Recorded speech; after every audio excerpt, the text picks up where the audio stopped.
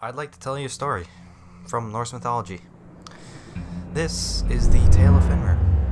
This tale begins with the god Loki giving birth to three powerful monstrosities: Jormungand, the serpent; Hel, the death goddess; and Fenrir, the wolf.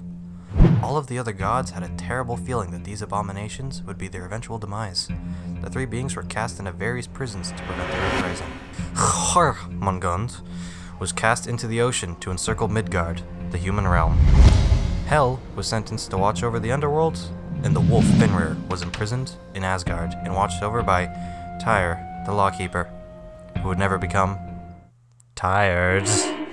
Tyr was also the only one who fed Fenrir, though it is unclear why the Aesir, the council, decided to raise Fenrir and cast out the other two offsprings of Loki. Somebody's picking favorites. Fenrir continued to grow to titanic proportions.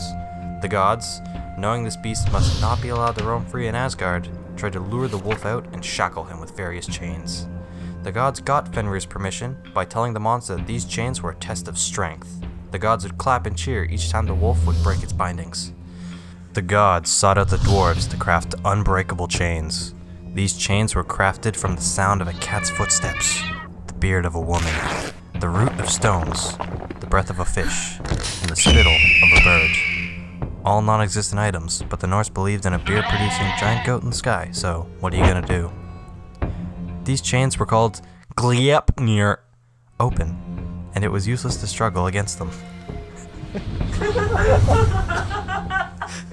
The wolf was suspicious of these light chains and demanded that one of the gods place their hand in his mouth as a pledge of good faith, and so the courageous Tyr volunteered. When the chains refused to break, Fenrir ate and swallowed the god's hand. Fenrir bit Tyr's hand off at the location that is now known as Wolf Joint, the wrist. The beast was Canada. The beast was transported to the most desolate and lonely place they could find. Canada. Fenrir was chained to a rock, and a sword was placed in the wolf's mighty jaws to keep them open. As he howled in anger, a foamy river called Expectation flowed profusely from the wolf's jaws. Fenrir remained in this tortured state until Ragnarok, but that is a story for another day.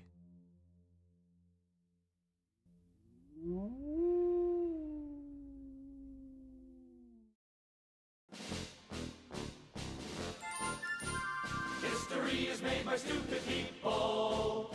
Clever people wouldn't even try.